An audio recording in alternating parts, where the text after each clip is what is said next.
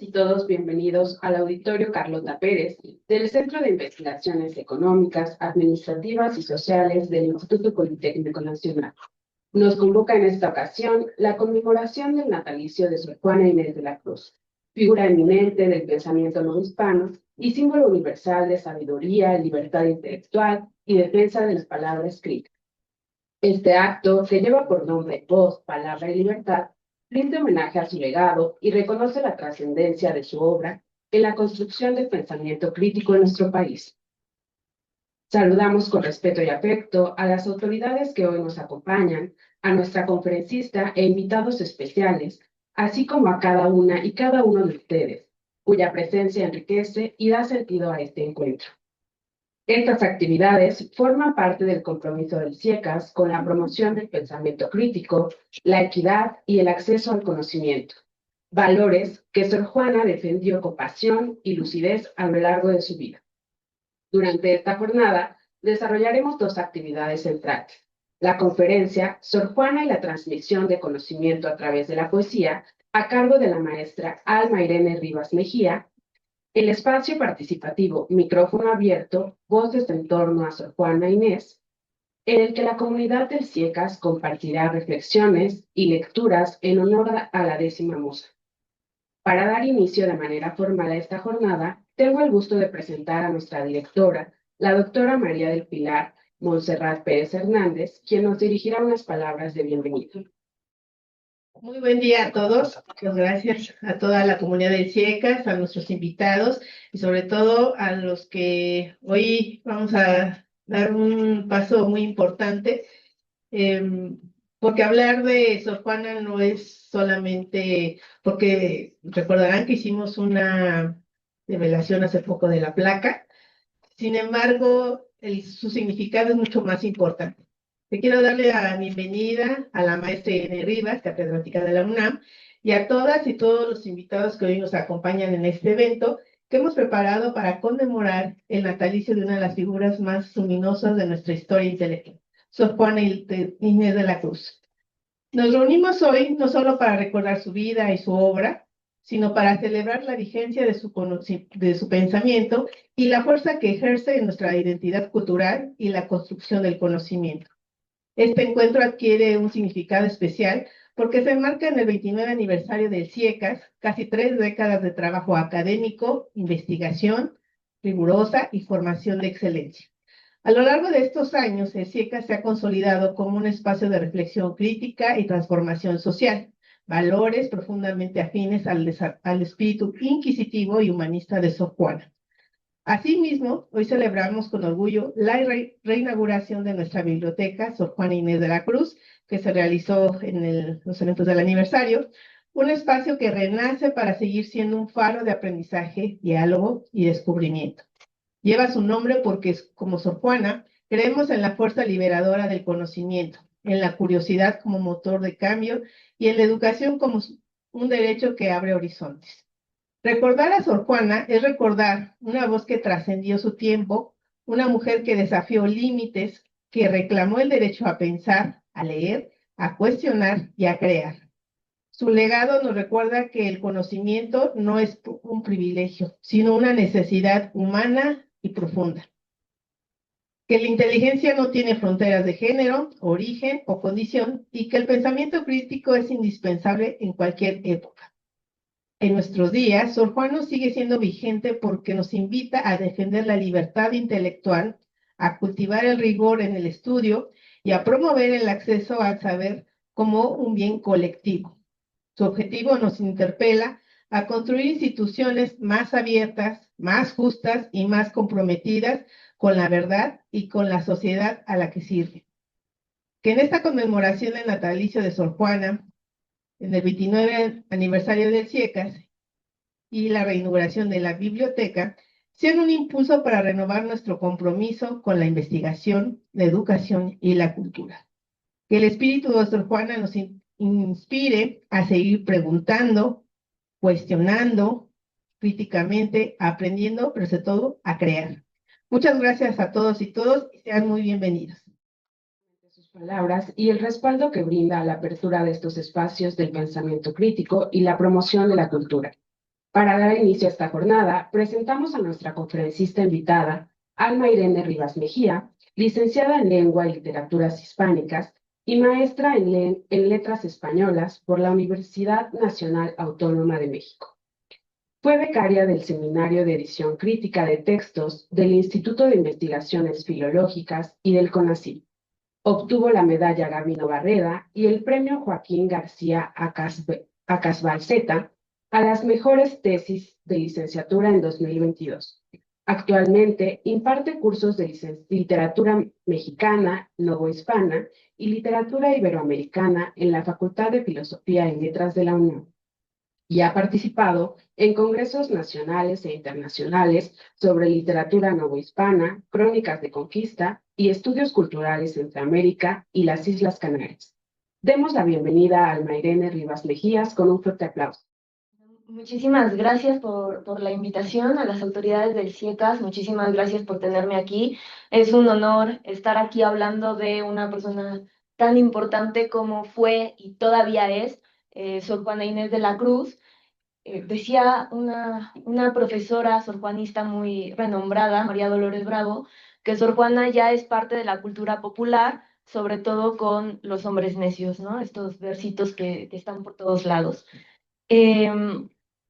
Y sin embargo, se lee muy poco a Sor Juana. Se sabe muy bien quién es, pero casi nadie la lee, ¿no? Es muy complicado de repente leerla y todavía más entender el contexto histórico y social en el que se desarrolló la literatura de esta monja tan impresionante, ¿no? Sobre todo para el siglo XXI. Em, Decía otra gran sorjuanista, Sara Poterrera, que Sor Juana tiene un verso para todo. O sea, que la situación en que uno esté, Sor Juana tiene un verso. Y en efecto, ¿no? Escribió tanto y de cosas tan diversas esta mujer que prácticamente la pregunta que ustedes quieran resolver, Sor Juana tiene un verso que lo responde o que se pregunta lo mismo, ¿no? Que también puede ser. Em, un poco de contexto. Para la Edad Media y todavía para siglo XVI, siglo XVII, los autores, la gente que hace literatura, son sobre todo autoridades científicas.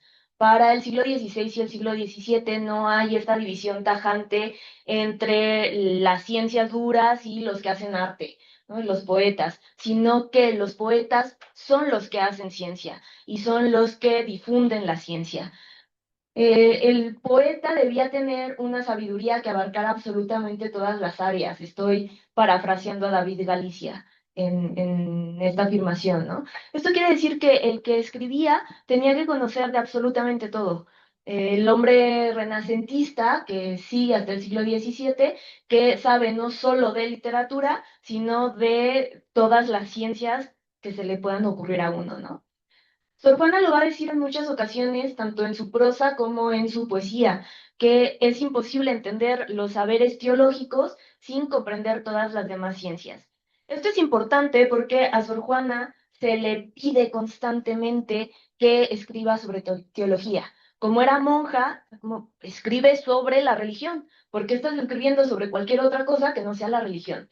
Y Sor Juana va a decir constantemente, porque no sé, no puedo escribir sobre religión si no sé sobre todo lo otro. O sea, para hablar de Dios, que es la suprema sabiduría, pues hay que saber de absolutamente todo lo demás, de lo más pequeño. ¿Cómo voy a hablar de lo más grande si no entiendo lo mínimo? Lo va a decir en la respuesta a Sor Filotea y lo va a decir también en el primero sueño.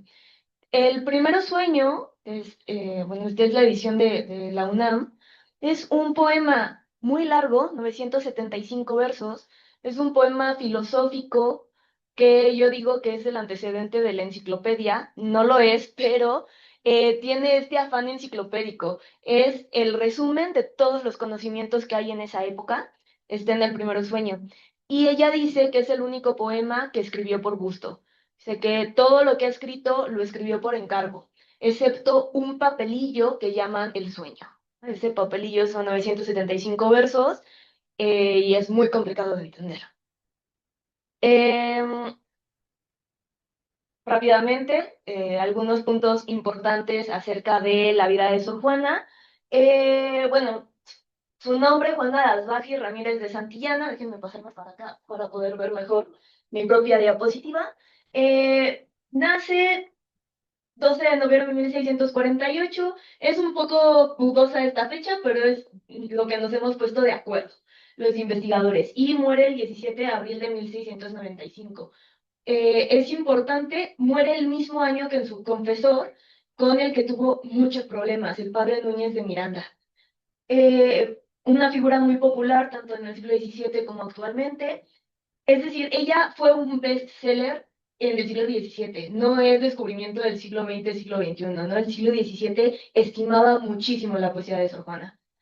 La respuesta a Sor Filotea es el texto que se considera autobiográfico. Prácticamente todo lo que sabemos de Sor Juana viene de la respuesta a Sor Filotea, ella misma nos lo cuenta. Estuvo al servicio de la virreina marquesa de Mancera y después tuvo muy buena relación con otras dos virreinas y otros dos virreyes, que casi siempre se habla de las virreinas, pero se habla poco de la buena relación que tuvo con los virreyes, ¿no? También era muy amiga de los virreyes. El padre Antonio Núñez de Miranda fue su confesor y fue una figura con la que tuvo mucho pleito y también muchas similitudes. No se puede concebir al padre Núñez sin Sor Juana ni Sor Juana al padre Núñez. Son prácticamente lo mismo. Entró al convento primero de las Carmelitas Descalzas, pero enfermó gravemente, salió y finalmente entró con las monjas jerónimas, donde terminó muriendo, ¿no? O sea, las monjas no salen del convento ni siquiera muertas, ¿no? Se quedan ahí.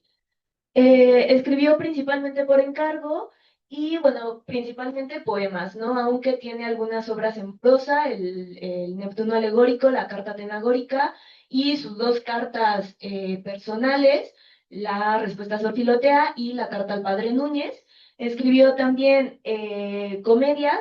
Tenemos todavía una duda acerca de cuántas. La que tenemos clarísima son los enredos de una casa, los empeños de una casa. Tenemos que escribió en conjunto con otro escritor, Amores más laberinto, y el investigador Guillermo Schmidt-Huber habla de que pudo haber terminado ella la segunda Celestina, pero todavía estamos debatiendo al respecto, ¿no? Entonces serían 3 comedias tentativamente y 3 autos sacramentales junto con sus loas, el más famoso, el Divino Narciso. Aquí, bueno, rápidamente, lo importante de su escritura, no me voy a detener mucho, son solamente algunas fechas, ¿no? Escribió, les digo, muchísimo. Y los primeros tomos de su obra se publican en vida, gracias a una de las virreinas. Y bueno, se presentan también sus autos sacramentales, se presentan los empeños de una casa cuando ella está en vida, ¿no? Era una figura muy popular en el siglo XVII. Últimamente se ha estado diciendo que fue perseguida inquisitorialmente, jamás. O sea, la Inquisición jamás se metió con Sor Juana. La Inquisición no le importaba realmente Sor Juana. En realidad eran sus confesores los que estaban detrás de ella, pero no la Inquisición. De hecho, a su confesor sí que lo censuran inquisitorialmente. Un texto que tiene es censurado inquisitorialmente. Em, Ahora, la respuesta Filotea nos da muchas pistas acerca de la opinión de Sor Juana acerca de la educación, y sobre todo la educación femenina, ¿no? Sor Juana va a estar constantemente poniendo el dedo sobre el asunto de hay que permitir que las mujeres estudien y que las mujeres enseñen. Va a ser prácticamente su gran argumentación de la respuesta Filotea, que es de lo más conocido, ¿no? Entonces, bueno, tengo algunas citas, no les leeré todas porque podemos pasar aquí un largo rato si leo yo todo lo que quiero leer de Sor Juana, pero las pueden ver en la presentación. Lo que sí me voy a detener, dice, y hablando con más especialidad os confieso que el no haber escrito mucho de asuntos sagrados no ha sido desafición ni de aplicación falta, sino sobra de temor y reverencia debida a aquellas sagradas letras, para cuya inteligencia me conozco tan incapaz y para cuyo manejo soy tan indigna. Con esto proseguí dirigiendo siempre, como he dicho, los pasos de mi estudio a la cumbre de la sagrada teología, pareciéndome preciso, para llegar a ella, subir por los escalones de las ciencias y artes humanas, porque ¿cómo entenderá el estilo de la reina de las ciencias quien aún no sabe el de las ancilas? ¿Cómo, sin lógica, sabría yo los métodos generales y particulares con que está escrita la Sagrada Escritura? Esta palabra de ancila quiere decir siervas, ¿no? O sea, quiere decir, ¿cómo voy a hablar yo de la reina de las ciencias, que es la teología, si no sé nada acerca de las siervas de las ciencias, las criadas de las ciencias, que es todo lo demás? En el primer sueño, ella va a plantear también este paralelismo em, en verso, que es mucho más complicado, pero lo que va a decir es que para empezar a conocerlo todo, tiene que empezar desde lo más mínimo. Y lo más mínimo para Sor Juana es el reino mineral, porque no tiene vida, ¿no? Las piedras que no tienen vida. Después va a seguir con las plantas, porque tienen vida, pero no tienen motricidad. Después con los animales que tienen vida, tienen motricidad, tienen los cinco sentidos, pero no tienen las tres potencias del alma. Y después, sorprendentemente, se brinca a los ángeles, porque los ángeles tienen las tres potencias del alma, pero no los cinco sentidos materiales. Y después, el hombre que para la época es la creación, la mejor creación de Dios, y es lo que es la bisagra, es decir, la unión entre lo divino y lo terrenal, ¿no? Porque el humano tiene los cinco sentidos, cuando tiene vida, tiene alma, tiene los cinco sentidos y tiene las tres potencias del alma, ¿no? Entonces lo tiene absolutamente todo. Y una vez que se comprende todo esto, se puede hablar de Dios, ¿no? Entonces va a ser esta misma comparación y va a usar la misma metáfora de ir subiendo escalón por escalón, como si de una escalera se tratara, para llegar a la cumbre, ¿no? A lo más alto, que en el primer sueño se representa con una montaña intelectual que es altísima, que llega al cielo. Eh, Dice, por ejemplo, si estos, señora, fueran méritos, como los veo portales celebrar en los hombres, no lo hubieran sido en mí porque obro necesariamente. Si son culpa, por la misma razón creo que no la he tenido, mas con todo, vivo siempre tan desconfiada de mí, que ni con esto ni en otra cosa me fío de mi juicio.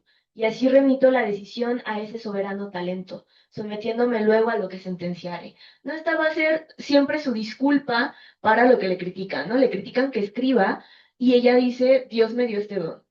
No, no es talento mío, es don divino y bueno, discute con Dios por haberme dado este talento, ¿no? No, no discutas conmigo, no es mi culpa.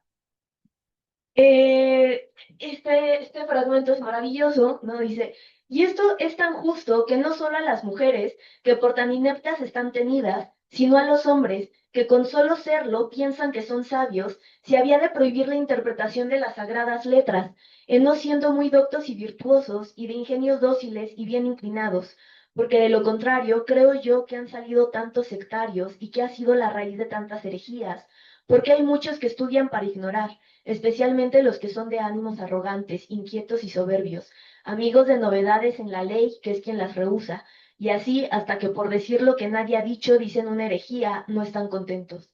De estos dice el Espíritu Santo, in malevolam animam non introibit sapientia. A estos más daño les hace el saber que les hiciera el ignorar. Dijo un discreto que no es necio entero el que no sabe latín, pero el que lo sabe está calificado. Y añado yo que le perfecciona, si es perfección la necedad, el haber estudiado su poco de filosofía y teología y el tener alguna noticia de lenguas, que con eso es necio en muchas ciencias y lenguas, porque un necio grande no cabe en solo la lengua materna. Sor Juana es maravillosa, ¿no? La respuesta a Sor Filotea se lee de una forma muy seria, pero la verdad es que Sor Juana era irónica más no poder. O sea, sus cartas son muy irónicas. Y justamente porque está diciendo, no tiene sentido lo que están diciendo. No tiene sentido lo que me están criticando. Yo no soy necia, o sea, soy discreta, lo único que hago es aprender y escribir de lo que sé. Y mucha otra gente que sabe menos que yo piensa que es sabia. ¿No? Y es esta gran crítica a cómo funciona lo que Ángel Rama va a llamar la ciudad letrada o la república letrada en su época, ¿no? O sea, se conforma de necios que se creen sabios, ¿no? Y son necios doctos, porque no les queda solo la lengua materna. Dice también Sor Juana, querer yo saber tanto o más que Aristóteles o que San Agustín, si no tengo la aptitud de San Agustín o de Aristóteles, aunque estudie más que los dos, no solo no lo conseguiré, sino que debilitaré y entorpeceré la operación de mi flaco entendimiento con la desproporción del objeto. Porque el mal uso no es culpa del arte, sino del mal profesor que los vicia, haciendo de ellos lazos del demonio. Y esto en todas las facultades y ciencias sucede, ¿no? La culpa es de los profesores que enseñan mal, dice Sor Juana. Y Sor Juana también va a decir, no, estoy muy segura de si tengo. Sí, esta parte. Pero Sor Juana lo que va a decir es que ella no tuvo ningún profesor, ¿no? Que ella se disculpa de su desconocimiento de ciertos temas porque no tuvo ni profesor ni compañeros con los que discutir sobre lo que está aprendiendo. Y entonces ella va a decir esta maravillosa cita que tengo aquí, que es que tenemos que dejar que las mujeres enseñen. Y dice, bueno, está bien, no queremos que para que las mujeres dejen de ser modestas y virtuosas, los hombres les enseñen, que no convivan con hombres. Está bien, no digo yo que no, pero entonces dejemos que las mujeres ancianas enseñen, que aprendan y enseñen, lo necesitamos. Entonces ella va a hacer también esta apología de las mujeres pueden ser maestras, las mujeres no solo pueden, tienen que ser maestras, ¿no? Hay que recordar que Sor Juana es una monja del siglo XVII, ¿no? Con todo lo maravillosa que es y con todo lo que gusta de su discurso al feminismo del siglo XXI, sigue siendo una monja del siglo XVII. Y si ella misma dice que no entró al convento por vocación de monja, sí que parece que, bueno, no parece, en el siglo XVII en obispano, la verdad es que o eras católico, no, no había demasiadas opciones. Mucho más si estás en un convento de monjas jerónimas. Entonces, ella sigue siendo monja, sigue aludiendo a la virtud, sigue aludiendo a la modestia, sigue aludiendo a la teología, tiene un montón de poesía religiosa que es lo que menos se lee de ella, en efecto, pero tiene villancicos preciosos a la Asunción de la Virgen, a la Natividad, a Santa Catarina, que les voy a leer uno que también es maravilloso. Entonces, bueno, Sor Juana también tiene esta faceta, ¿no? Que es la que menos interesa al siglo XXI, pero que de cualquier manera es maravillosa. Dice también que aunque no estudiaba, no sé, no, los 3 años de edad, los 3 años míticos, en donde Sor Juana empieza a leer, ¿no? Se apasiona de la lectura y empieza a leer con la biblioteca de su abuelo. Las bibliotecas van a ser sumamente importantes en la biografía de Sor Juana, ¿no? Tenemos la de su abuelo, tenemos después la biblioteca de los virreyes de Mancera y después la biblioteca que ella misma hace en su celda. Cuando le encargan que haga el Neptuno alegórico, porque va a entrar el nuevo virrey a la Ciudad de México, ella hace el Neptuno alegórico y México le paga 2,000 pesos de ese momento, que era una millonada. Era muchísimo dinero. Y con ese dinero, claro, las monjas no pueden tener dinero, pero a Sor Juana le pagan. Y Sor Juana con ese dinero compra la celda de al lado de la suya y alarga su biblioteca y su colección de instrumentos musicales, ¿no?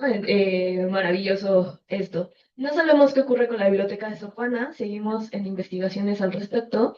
Jorge Gutiérrez Reina, que es actualmente el sorjuanista más dedicado, está en búsqueda de lo que sucedió con la biblioteca de Sor Juana. Esperemos que lo encuentre pronto. Pero bueno, dice también eh, antes de esto, leo tantito de otra cosa de la respuesta a Sor Filotea que no puse aquí. Dice, aunque no estudiaba en los libros, estudiaba en todas las cosas que Dios crió, sirviéndome ellas de letras y de libro toda esta máquina universal. Nada veía sin refleja, nada oía sin consideración, aun en las cosas más menudas y materiales, porque como no hay criatura, por baja que sea, en que no se conozca el me fecit Deus, no hay alguna que no pasme, si se considera como se debe. Así yo, vuelvo a decir, las miraba y admiraba todas, de tal manera que de las mismas personas con quienes hablaba y de lo que me decían, me estaban resaltando mil consideraciones. Su Sorbona estudiaba en absolutamente todo, ¿no? Dice que la castigaban mandándola a la cocina a cocinar para que dejara de leer y de escribir, y que aprendía de química cocinando, ¿no? Que era lo que no sabía.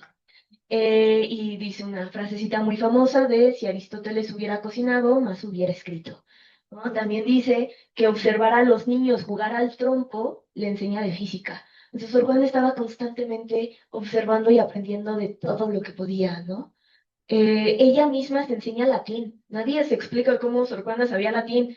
En 20 clases que ella misma se enseñó, escribió poemas completos en latín que después tradujo ella misma al español, ¿no? Sabía también náhuatl, también incluyó frases en náhuatl, sobre todo en sus villancicos. Entonces, bueno, era todo un portento esta mujer.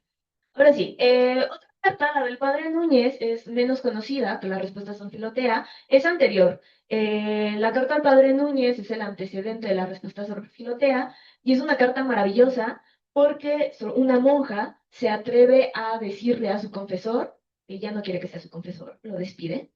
Durante mucho tiempo pensamos que el padre Núñez había renunciado a ser confesor de Sor Juana, hasta que se encontró esta maravillosa carta en Monterrey, se le conoce también como la Carta de Monterrey, y entonces nos dimos cuenta de que Sor Juana le dice, muchas gracias, no me interesa, adiós, ¿no? Cambio de confesor y tan tranquila. Y va a tener muchos antecedentes temáticos de la respuesta a Sor Filotea. La respuesta es mucho más larga y tiene citas más exactas. Pero en esta carta dice, ¿quién los ha prohibido los estudios a las mujeres? ¿No tienen alma racional como los hombres? Pues ¿por qué no gozará el privilegio de la ilustración de las letras con ellos? ¿No es capaz de tanta gracia y gloria de Dios como la suya? Pues ¿por qué no será capaz de tantas noticias y ciencias? ¿Qué es menos? ¿Qué revelación divina, qué determinación de la Iglesia, qué dictamen de la razón hizo para nosotras tan severa ley? Las letras estorban, sino que antes ayudan a la salvación. ¿No se salvó San Agustín, San Ambrosio y todos los demás santos doctores? ¿Y vuestra reverencia, cargado de tantas letras, no piensa salvarse? Y si me responde que en los hombres milita otra razón, digo, no estudió Santa Catarina, Santa Gertrudis, mi madre Santa Paula, sin estorbarle a su alta contemplación ni a la fatiga de sus fundaciones el saber hasta griego, solo a mí me estorban los libros para salvarme. Y es maravilloso, usted con tantas letras no piensa salvarse. O sea, Sor Juana le reclama, le dice, haces exactamente lo mismo que yo. ¿Por qué me reclamas a mí que yo lo haga?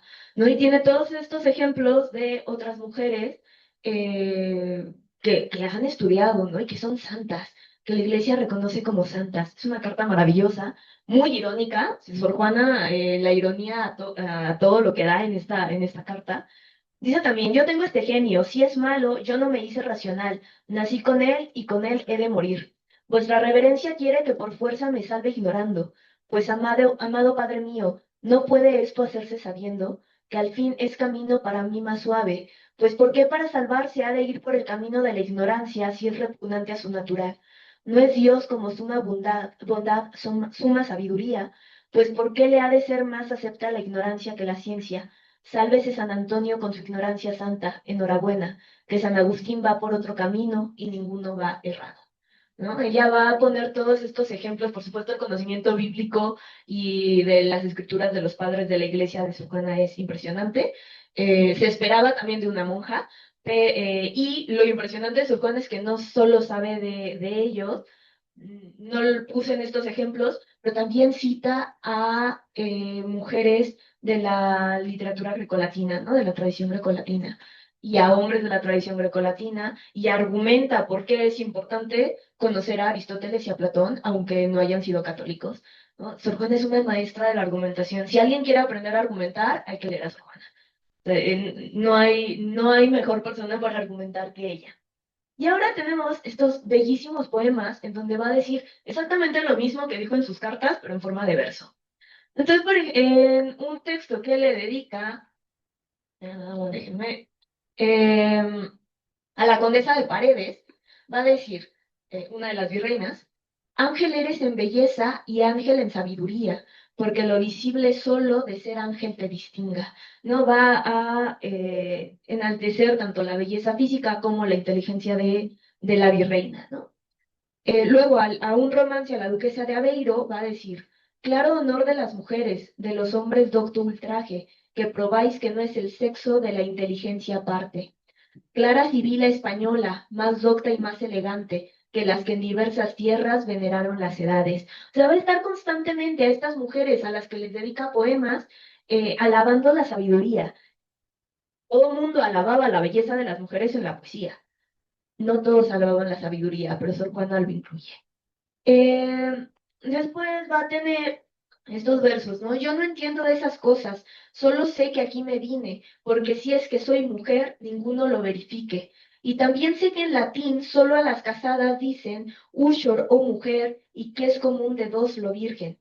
Con que a mí no es bien mirado que como a mujer me miren, pues no soy mujer que alguno de mujer pueda servirle. Y solo sé que mi cuerpo, sin que a uno u otro se incline, es neutro o abstracto cuando solo el alma deposite. Lo que está aquí Sorban está diciendo, no me miren como mujer, no sirvo como mujer. Y cuando me muera va a importar mi alma, no si soy mujer u hombre. No, ella también va a estar constantemente diciendo, dejen de criticarme por ser mujer, ¿no? Eso no es lo que importa. Va a tener también estos versitos que le digo son a Santa Catarina, es un villancico a Santa Catarina. Puse unos versos, pero les leo todo el villancico.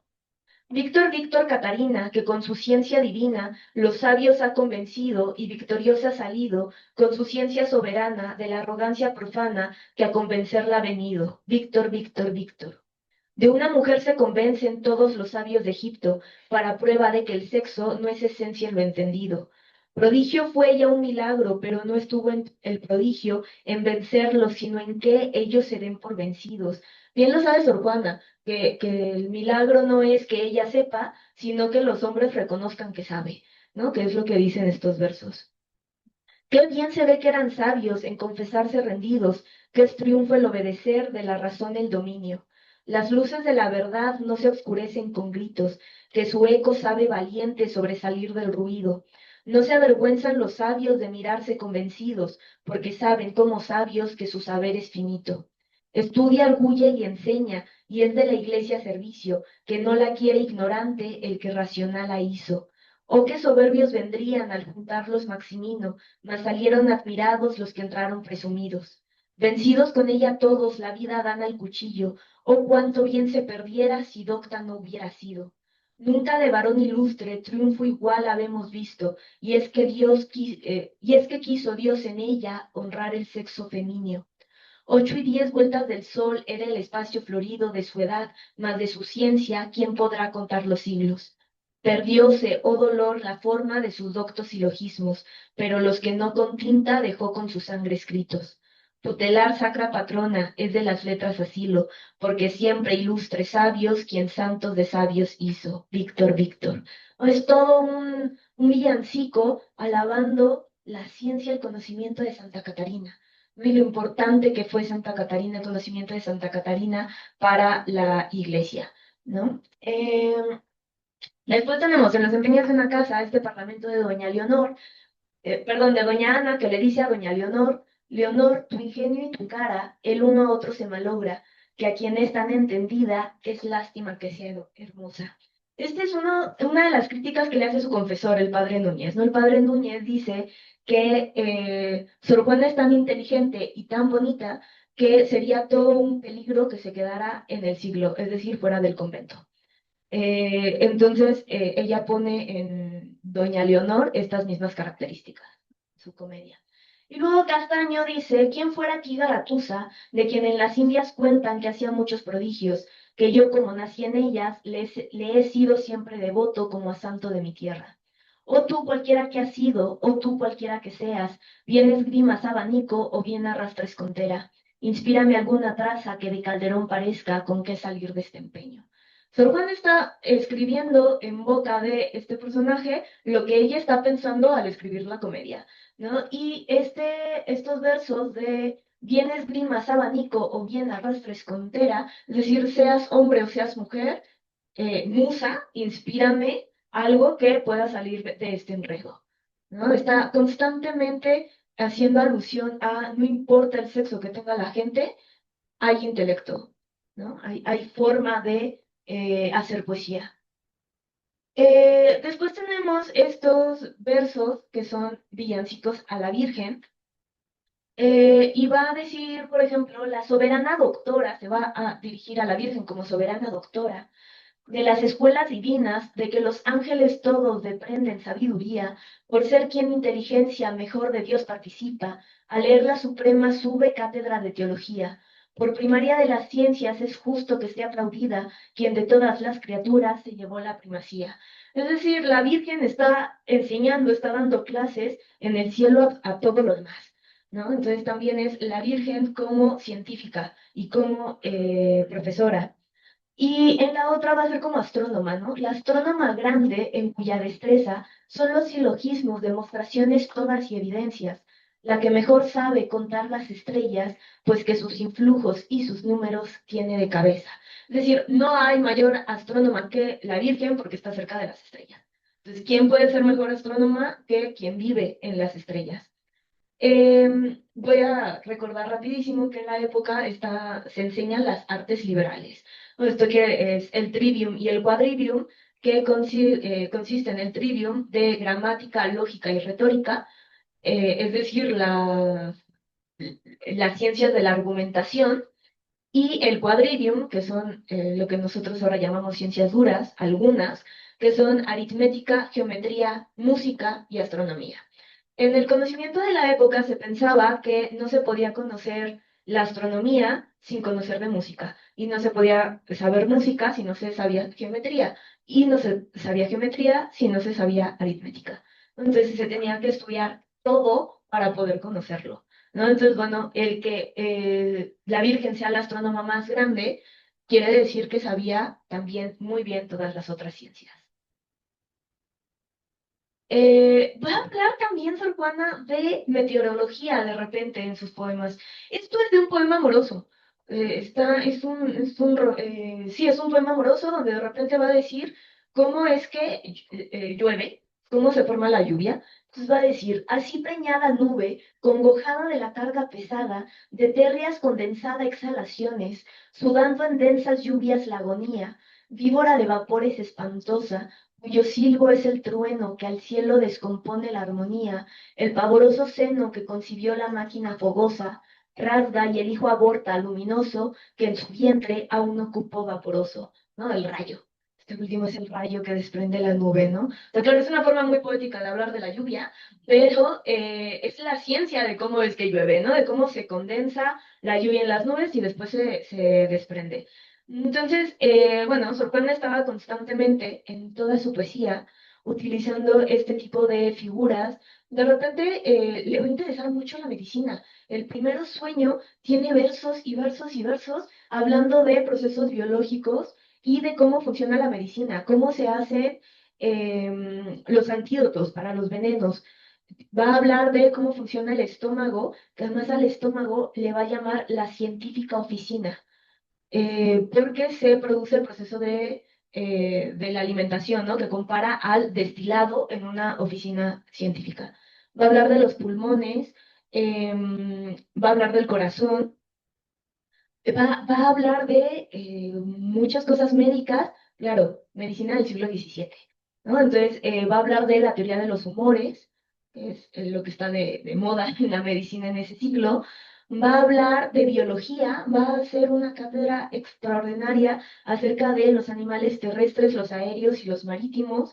Va a hablar de los murciélagos, va a hablar de la linterna mágica, que es el antecedente del cine. En el siglo XVII Athanasius Kircher está haciendo el experimento de la linterna mágica, y Sor Juana también en el siglo XVII ya conoce los escritos acerca de esto y lo compara a cómo se forman los sueños.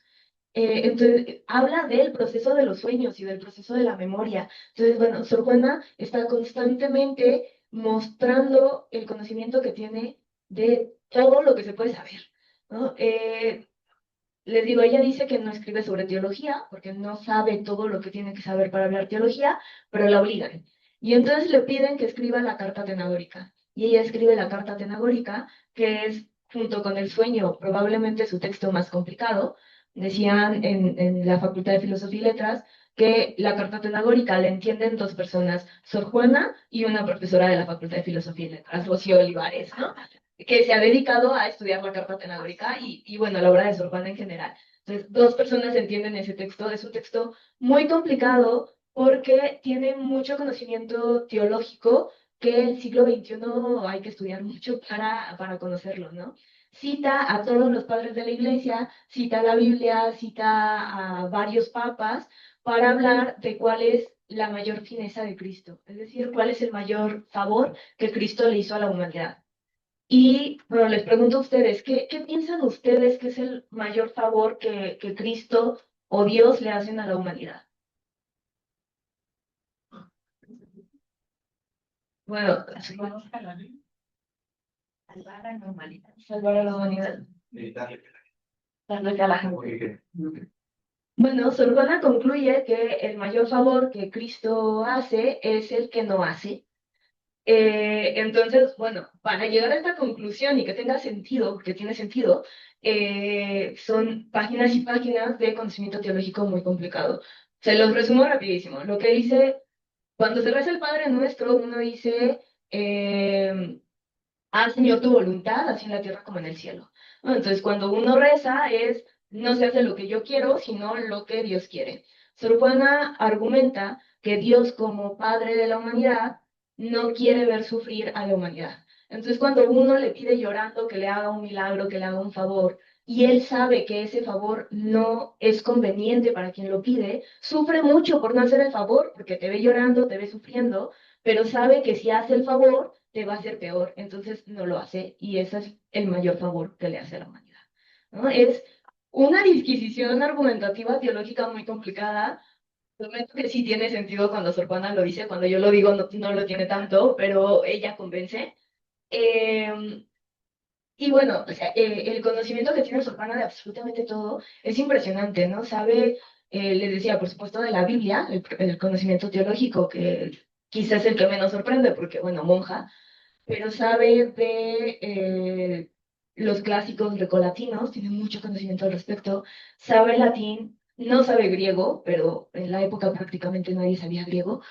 El griego se pone de moda ya en el siglo XVIII, ¿no? El siglo XVII utiliza latín. Y no se lee, a Ovidio no se le lee en griego, se le lee en latín. Conoce el náhuatl, es de las primeras personas en el siglo XVII que va a hablar de Egipto en su poesía. No se habla de Egipto en la poesía del siglo XVII, pero Sor Juana va a hablar de Egipto en el Primero Sueño. Va a hablar de las pirámides, va a hablar de las pirámides del Sol y de la Luna en Teotihuacán. O sea, el conocimiento que Sor Juana tiene de todo es impresionante y lo va a utilizar absolutamente todo en la poesía. Hay poesía amorosa que también tiene conocimiento médico, que de repente habla de cómo uno llora y cómo es el proceso de llorar para el siglo XVII, ¿no? Que tiene que ver con el enamoramiento que entra por los ojos como rayos, llega al corazón, calienta el corazón, con ese calor suben vapores al cerebro que hacen que imagines a la persona amada y eso provoca el llanto. De los vapores salen por los ojos y cuando ven a la persona amada se condensan y sale como lluvia, ¿no? Que es además lo que está haciendo la metáfora aquí de la lluvia. O sea, habla de la lluvia para decir cómo uno llora cuando ve a la persona que ama, ¿no? Que para nosotros parece pura poesía, pero para el siglo XVII es conocimiento médico. Eh, bueno, va a hablar de todo lo que se les puede ocurrir. O sea, todo, ella está muy al pendiente de todas las novedades, va a hablar también de los eclipses y de lo que se consideraban los eclipses antes y lo que se consideran ya para el siglo XVII. Va a estar todo el rato metiendo ciencias, metiendo conocimiento de arquitectura, va a hablar un montón. El primer sueño está lleno de arquitectura.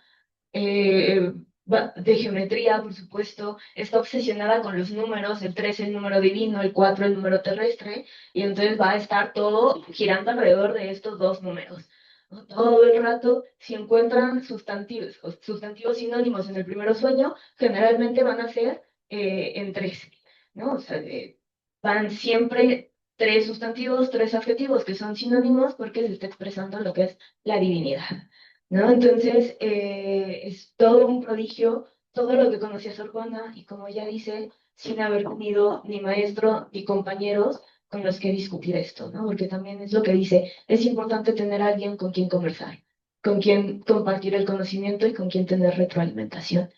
Entonces, bueno, esta es una breve disertación sobre la ciencia de Sor Juana. en su poesía, que era más que una poeta, no era toda una científica, una erudita esta mujer, y espero que les haya gustado. Hay mucho más, por supuesto, vean las obras completas de Sor Juana, ¿no? Y esto es por Rúa, las ediciones completas son 4 tomos comentados, entonces, bueno, es muchísimo, hay mucha ciencia en toda su obra, pero bueno, una probadita de lo que es Sor Juana para la ciencia, ¿no? Muchas gracias.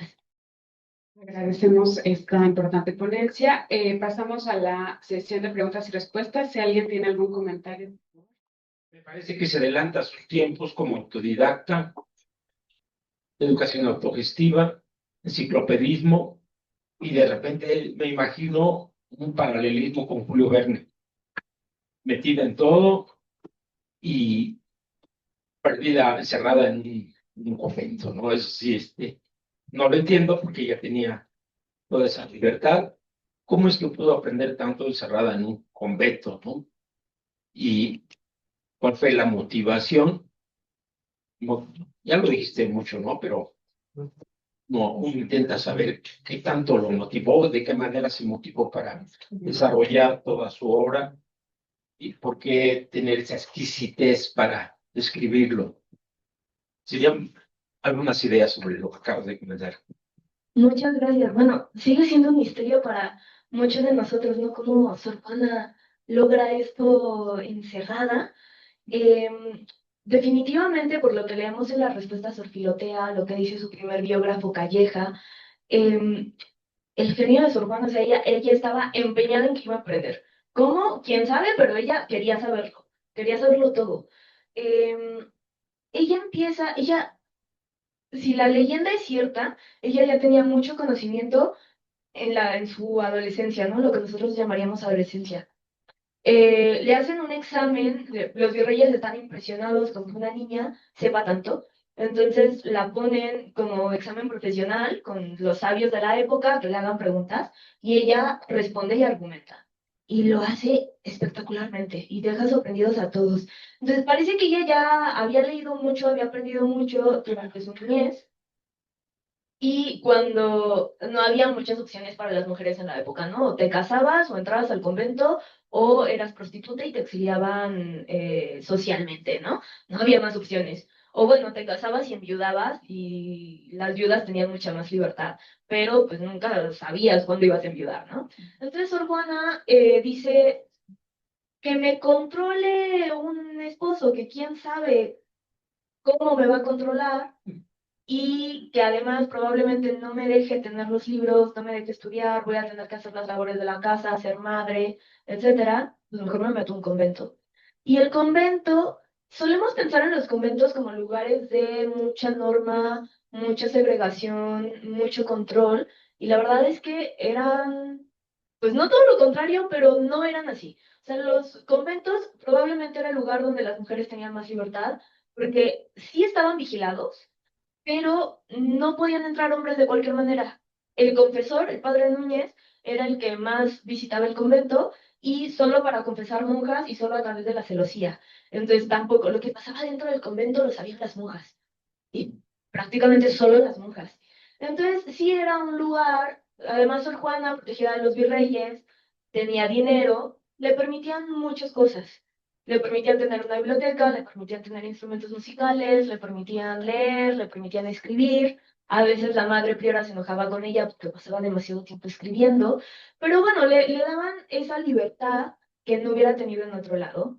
Y la virreina le llevaba libros, su compañera de poesía era la virreina, que también escribía, ¿no?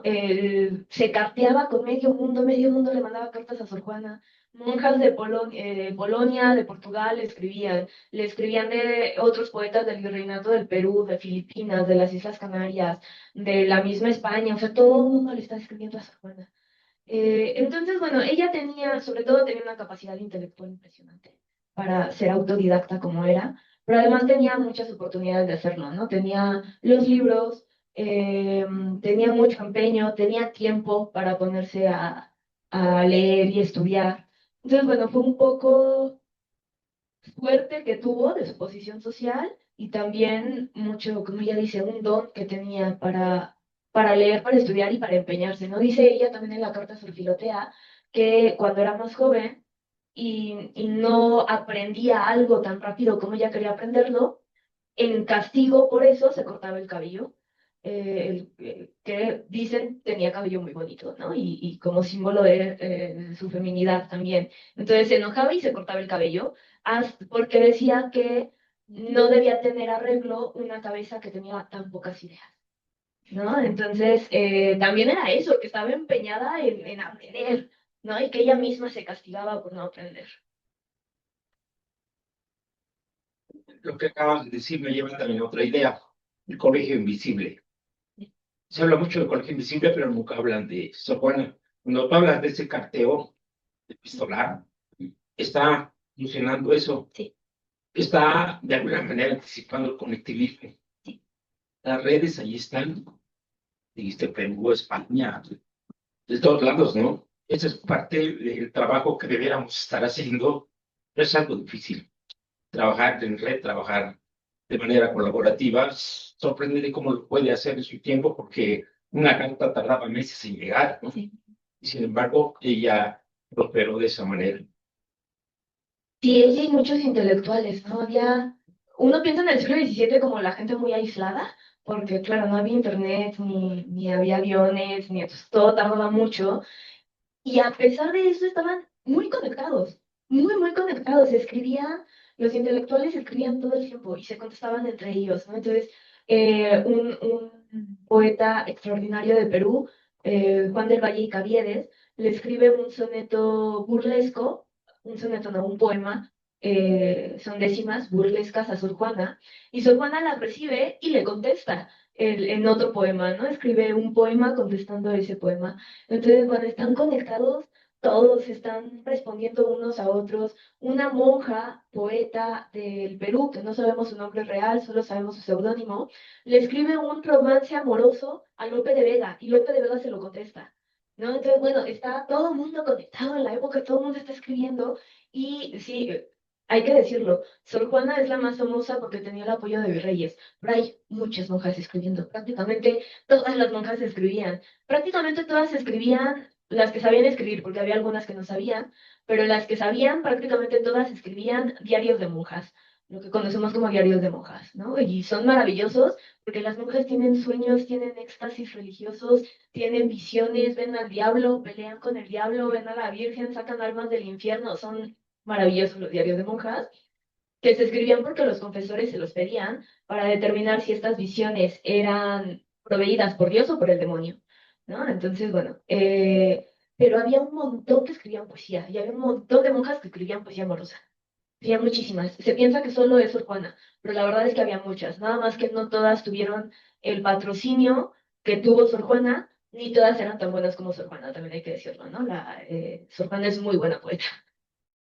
Para nuestro contexto personal, que es la educación, y es este tema de la lógica, ¿no? De la importancia de la lógica, y eso me invita pues, a conocer más de Sor Juana, que es algo que se echa de menos en las políticas actuales, educativas, y que tiene bueno, yo conocí una profesora de lógica que sostiene que ahí está la clave, pues, de la formación de las habilidades cognitivas superiores, ¿no? Entonces, bueno, ese es un punto. Y el otro, que mencionas respecto a la concepción que remarca Sor Juana, de que lo docto no es sinónimo de sabio, ¿no? De sabiduría. Y eso me parece que en nuestro contexto es importante siempre tenerlo presente, ¿no? No son sinónimos. Y pues muchas gracias, me ha gustado mucho escucharte. Muchas gracias. Sí, totalmente. Lo de quien es docto no siempre es sabio, ¿no? O, justamente lo docto tiene que venir de la mano con la discreción y no con la necedad, ¿no? Que es lo importante para Sor Juana. Te estaba haciendo caso, pero estaba buscando un texto, nada más que no lo encuentro ahorita, pero es un romance que escribe Sor Juana, se le conoce como el romance de los celos. Y es el epítome de la argumentación y de la lógica, porque claro, para la época lógica es igual a dialéctica. Entonces, se enseña lógica en el sentido de se enseña a argumentar. Cómo se debe argumentar, viene de la mano el silogismo, la creación de silogismo lógico, con la retórica para presentar los argumentos y los ejemplos. Entonces, este romance de los celos es maravilloso, porque antes de ella, Montoro, un poeta español, escribe su propio romance de los celos. Y Montoro lo que dice es que existe el amor sin celos y que debe existir el amor sin celos. Entonces Sor Juana escribe una contestación en romance y le dice, no, no es cierto, o sea, los celos son hijos directos de amor y no hay amor sin celos, el amor verdadero forzosamente tiene que tener celos. Y hace una disquisición asombrosa, argumenta magníficamente, pone ejemplos bíblicos, griegos, pone ejemplos de absolutamente todo, de comedias de su época, y termina, los últimos versos son los que son una maravilla, porque dice, en realidad yo no creo todo esto que dije. O sea, yo estoy de acuerdo contigo, y si convences al mundo de que tú tienes razón y de que el amor no debe tener celos, el mundo será un lugar mejor y viviremos todos felices y no habrá miedo, ni tristeza, ni enfermedad de amor, ni nada. Y yo creo lo que tú dijiste, pero tú ya lo habías hecho. Entonces yo no podía hacer lo mismo que tú porque no tiene ningún mérito. Yo tenía que argumentar lo contrario porque tenía que hacer otra cosa distinta a lo tuyo, ¿no? Entonces es maravillosa esta capacidad también que tienen no solo Sor Juana, sino todos los poetas de la época, de argumentar cosas que en realidad no creen, solo porque quieren hacer el ejercicio de argumentar, de dialogar y de probar que pueden argumentar, ¿no? Y que pueden argumentar exitosamente. Y Sor Juana lo hace un montón. Juan Ruiz de Alarcón también tiene una obra maravillosa, Examen de Maridos, que termina de esta misma forma, ¿no? Los dos contendientes a ser maridos argumentan para el caso contrario, para que dan el caso contrario, y lo hacen espectacularmente. Es una obra maravillosa. Sé que no estamos hablando de Juan Ruiz de Alarcón, pero lo voy a insertar aquí. Es una obra maravillosa porque en pleno siglo XVII una mujer decide que va a hacer un reality para elegir con quién se va a casar. Y entonces hace una serie de pruebas a los contendientes para ver quién es el mejor y con quién debe casarse. Porque dice, yo no me voy a casar por los sentimientos, porque me va a ir fatal, me voy a casar por la razón. Y es una obra maravillosa, si la pueden leer, es maravillosa. Primero que nada, gracias por compartir todo tu trabajo con nosotros. Muchas personas que estudiamos como ciencias exactas o técnicas, generalmente estamos un poco alejados, ¿no? Esa parte como de la filosofía, de la poesía, y siempre es muy padre tener este tipo de espacios. Mi pregunta son dos. La primera es, tú mencionabas que en algunos escritos de Sor Juana, ella habla sobre las pirámides de Egipto, las pirámides de Giza, o también la pirámide del Sol en Teotihuacán. Entonces, realmente no sé qué tan común sea que en esos momentos las monjas salieran, ¿no? O sea, yo imagino que seguramente Teotihuacán pudo haber tenido la oportunidad de ir, puesto que está cerca de Ciudad de México, pero en el caso, por ejemplo, de las pirámides de Giza, o no sé si menciona algunos otros sitios alrededor del mundo, a lo mejor los conoce por escritos o por historias de los virreyes, seguramente. No lo sé, esa es la parte. Y la segunda es, cuando mencionaste o leíste más bien el Villancico, no sé si en ese o en otros, realmente mencione si es que ella tenía fe pues, en la religión, ¿no? Que está compartiendo. Pero puesto que lo que alcancé a entender o leer, realmente lo ve como un poco lejano, a lo mejor no lo que dice como, no sé, mi madre, padre o mi religión, no lo sé, pero eso te pregunto. Lo último es lo más fácil de contestar, sí. Tiene ese villancico en particular, ¿no? Pero tiene otros en donde sin duda menciona, ¿no? Su fe católica. Tiene muchos escritos sobre su fe católica. En las cartas, claro, yo elegí los fragmentos que sirven para esta presentación, pero las cartas constantemente están refiriendo a su fe, ¿no? Y lo importante que es la fe para ella. Tiene villancicos al nacimiento de Cristo que son súper bonitos. Los de San José también son muy lindos. Y los autos sacramentales, el Divino Narciso, es magnífico y se nota ahí toda la fe, ¿no? Que ella tenía.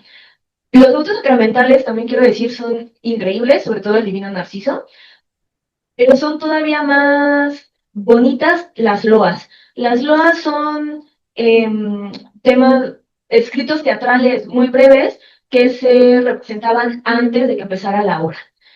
Y las loas, sus loas a los actos sacramentales son el primero sobre la llegada de Cristóbal Colón, el segundo sobre la conquista por las armas y el tercero sobre la conquista por la religión, la conquista espiritual. Y habla de las diferentes castas, habla de los negros que están en la Nueva España, habla de los indígenas, entonces bueno, son magníficas esas loas. Lo segundo sobre las pirámides y otras cosas que ella menciona. En efecto, Sor Juana nunca viajó. De hecho, una de las grandes cosas que se dicen de su poesía es que Sor Juana describe maravillosamente el mar sin haber ido nunca al mar. Jamás vio el mar Sor Juana y sin embargo habla del mar. Lo mismo pasa con las pirámides, ¿no? Jamás vio las pirámides. Casi nadie de la época vio las pirámides de Egipto. Y sin embargo habla de las pirámides. Tampoco era por los virreyes, o sea, era conocimiento que le había llegado a través de los libros. Habla también, habla de las maravillas del mundo antiguo, ¿no? Por ejemplo. Y habla de el Coloso de Rodas, por ejemplo. Va a dar muchas distintas cosas que efectivamente, pues ella nunca había visto, ¿no? Y sin embargo, bueno, lo conocía a través de los libros de la literatura, de lo que se estaba hablando, ¿no? Bueno, de las pirámides es el primer sueño donde están, y rapidísimo es largo el fragmento que se conoce como el intermezzo de las pirámides, pero los primeros versos, las pirámides 2, ostentaciones de Memphis vano y de la arquitectura último esmero, si ya no pendones fijos, no tremolantes, cuya altura coronada de bárbaros trofeos, tumba y bandera fue a los Ptolomeos, que al viento, que a las nubes publicaba, si ya también al cielo no decía, de su grande, su siempre vencedora ciudad, ya Cairo ahora, las que por a su copia enmudecía, la fama no cantaba, gitanas glorias, ménficas proezas, aún en el viento, aún en el cielo impresas. Complicadísimo entender esto, pero lo que está diciendo es que las pirámides son el signo de que existió la civilización egipcia, ¿no? Y que están puestas para que la fama de los Ptolomeos supere el tiempo, ¿no? Que también el barroco va a estar obsesionado con que se supere, que la fama supere a la muerte, ¿no? Los poetas y los artistas del barroco están obsesionados con eso. Entonces, bueno, va a ser ese tipo, pero sí, ella no las ve. Entonces, es por lo que lee acerca de estos lugares. Nos hace Sor Juana todavía, ¿no? Porque cuando uno escribe ahora, pues esto de los argumentos y que cómo fortaleces los argumentos de una y otra manera, yo creo que esa es una cosa muy importante. Y quisiera preguntarte, yo alguna vez, bueno, tenía un libro que fue de mi madre, de la primaria, y venían versos de Sor Juana. Y eso desapareció. Bueno, yo en mi generación ya no estaba, ahorita me imagino ya sido tan delgados que... ¿Cuál es la importancia que tiene esta construcción teórica, metodológica y argumentativa, obviamente? ¿Y qué estamos perdiendo en esta parte de la educación? Quisiera preguntarte. Gracias. Bueno, es un poco complicado de responder porque depende de qué es lo que estamos viendo, ¿no? Yo diría, sobre todo hemos perdido la capacidad de argumentar, de seguir silogismos lógicos, de que cuando digo algo no me gusta y la pregunta es ¿por qué no? La respuesta no sea ¿por qué no? O sea, bueno, alguna razón debe de tener, ¿no? Ya no sabemos dar razones por lo que algo nos gusta o nos disgusta. Yo siempre les digo a mis alumnos de literatura, que la carrera de literatura no está para aprender a escribir, sino para aprender a argumentar. Ni siquiera para aprender a leer, es para aprender a argumentar. Porque es muy difícil generar pensamiento propio y concluir algo a partir de ello, ¿no? Generalmente nosotros concluimos y no nos importa si tenemos argumentos para concluir lo que concluimos o no. Entonces, diría que es lo primero. Lo segundo, el siglo XXI tiene otros referentes distintos a los del siglo XVII, que el siglo XX apreciaba mucho. El siglo XX apreció muchísimo todo el conocimiento grecolatino, todo el conocimiento bíblico, pero el siglo XXI tiende a despreciar un poco, ¿no? Nosotros tenemos más conocimiento a través de las redes sociales, a través de lo tecnológico, y pensamos que, y es correcto, ¿no? O sea, podemos googlear, o sea, no sé quién es San José, lo googleo y rápidamente tengo la respuesta. No sé quién es Zeus, rápidamente me lo dice Internet, ¿no? Lo que sea que utilice de Internet. Eh, y sin embargo, para el siglo XVII es conocimiento muy normal. O sea, muchas veces me preguntan, bueno, pero ¿cómo hacían autos sacramentales que eran para difundir la religión si nadie entiende esto? Oye, es que el siglo XVII lo entendía. El siglo XVII escuchaba sermones todos los domingos en las iglesias que duraban 2, 3 horas. Existían libros que eran el arte de hacer sermones, y era prácticamente un manual teatral. Entonces se le decía al sacerdote cuándo tenía que alzar la voz, cuándo tenía que bajarla, cuándo tenía que llorar, cuándo tenía que hacer que se desmayaba, cuándo tenía que alzar la mano. O sea, era todo un tratado, todo un arte el hacer sermones, que ya no tenemos. O sea, mientras más corto sea el sermón del domingo, mejor. ¿No? O sea, no hay tanto conocimiento teológico, sí a la mano porque lo puedes buscar, pero no lo buscas hasta que no tienes la necesidad de buscarlo. El siglo XVII lo tenía en el cerebro todo el mundo sabía quién era Santa Catarina, qué había hecho, cómo había muerto, porque era importante. Todo el mundo sabía la historia completa de San José, todo el mundo sabía quién era San Pablo. Entonces, bueno, era conocimiento que circulaba, que en el siglo XXI ya no circula. Entonces, eso, y el siglo XX lo apreciaba mucho. O sea, el siglo XX quiso recuperar como esta serie de conocimiento circulante. Entonces, para empezar, para el siglo XXI es muy difícil de repente leer un poema como El Primero Sueño. O sea, cuando El Primero Sueño es mal ejemplo porque también era difícil para el siglo XVII, pero es todavía más para el siglo XXI, porque además nosotros ya no no somos una sociedad que escuche, somos una sociedad que ve. Entonces, ya no estamos acostumbrados a escuchar teatro o a escuchar poesía y entenderla al escucharla. Tenemos que verlo, tenemos que apuntar, tenemos que poner post-its, colores, etcétera, ¿no? Entonces, bueno, eso complica, por una parte, que la poesía sea lo popular que era. Eh, Luego, decía, es muy difícil entender a Sor Juana si no hay un buen profesor que te explique a Sor Juana. Porque le pones a niños de primaria a leer a Sor Juana y no van a querer volver a leer nunca más. Que es lo que pasa mucho, ¿no? Que queremos que a los 7 años estén leyendo a Sor Juana, a Cervantes, a Calderón de la Barca, y los niños no tienen ni idea de lo que están leyendo y podrían tenerla si hubiera un buen ejercicio dentro del salón de clases que explicara acorde a la edad, pero no lo hay. Entonces, ese es uno de los principales problemas, que no tenemos la plataforma para acercar este tipo de poesía tan complicada a infancias. Y entonces, como en la infancia no se hace, se cree que a los adolescentes tampoco les va a gustar. Y a lo mejor, si no le pones El Primero Sueño, sino el poema amoroso de Sor Juana, les interesa un poco más, ¿no? Porque hay poemas amorosos maravillosos. Sor Juana, la mitad de sus poemas amorosos está muerta de celos y la otra mitad está súper enojada. Entonces, para un adolescente esto es muy atractivo. Pero de nuevo, se lee poco a Sor Juana. Incluso profesores de secundaria preparatoria leen poco a Sor Juana. Entonces conocemos el hombre de necios que acusáis a la mujer sin razón y no conocemos todo lo demás. Entonces cosas que pueden ser muy atractivas para un público no especializado no se difunden. Sor Juana tiene, por ejemplo, una serie de poemas burlescos que nadie jamás habla de ellos y son una joya porque se está burlando de medio mundo y está atacando a medio mundo. Y tiene también una serie de enigmas, de adivinanzas, que ella le escribe a unas monjas portuguesas para que pasen el rato, para que cuando no tengan nada que hacer, lean adivinanzas.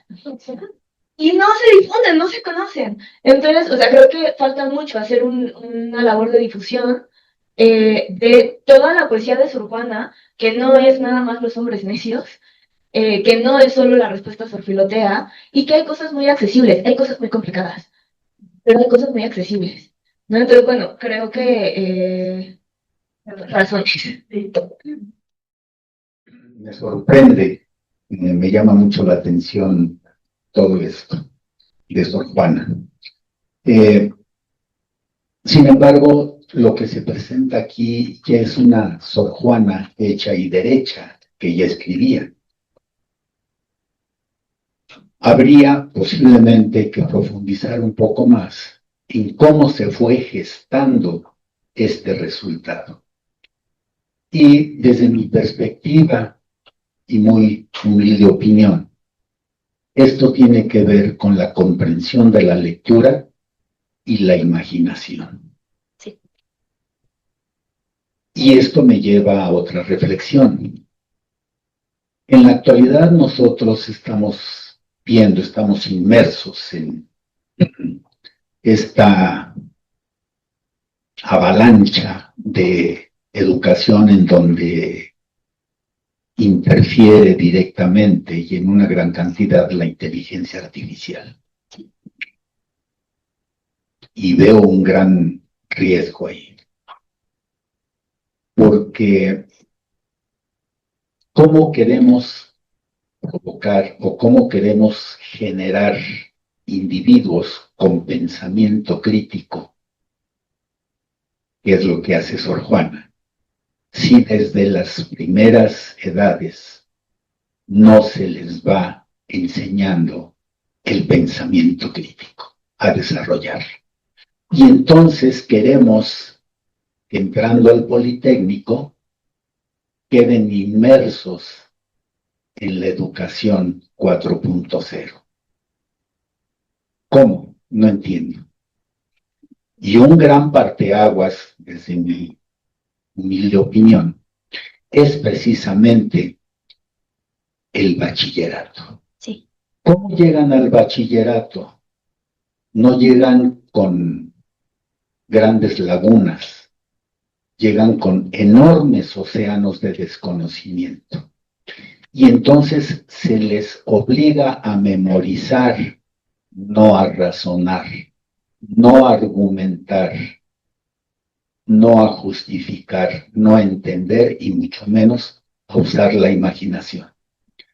A mí se me hace altamente impresionante cómo a través de la lectura, y no encuentro otra explicación por el momento, usando la imaginación, pudo describir de esa manera tan poética algo que nunca había visto. Entonces, creo que valdría la pena a nosotros como docentes voltear hacia los orígenes de lo que trabajamos ahora. Esto es, tenemos que voltear hacia la educación básica. Es mi comentario. Yo estoy totalmente de acuerdo, no tenemos un gran problema en que no logramos tener una educación base lo suficientemente fuerte para que cuando los alumnos lleguen a nivel universitario hagan todo lo que los profesores queremos que hagan, ¿no? Exactamente. Ya que se mencionó la inteligencia artificial, quiero decirles algo. La inteligencia artificial actualmente no sabe nada de Sor Juana. Lo que le preguntes a la inteligencia artificial de Sor Juana está mal. Y lo he verificado muchas veces, porque estoy todo el rato preguntando cosas de Sor Juana y nunca me las contesta bien, ¿no? Entonces, o sea, lo que le pregunten a la inteligencia artificial de Sor Juana, ni siquiera de sus cosas más famosas, a lo mejor de la respuesta sorfilotea algunas cosas, pero el primero sueño, si quieren saber algo del primero sueño, no le pregunten jamás a la inteligencia artificial, al menos de aquí a unos 5 años, porque no tienen ni idea de lo que está pasando. En general de la poesía de Sor Juana, porque voy a repetir, se lee muy poco Sor Juana. Se habla mucho de Sor Juana, como les decía, pues Sor Juana ya está en la cultura popular, y sin embargo se le lee muy poco.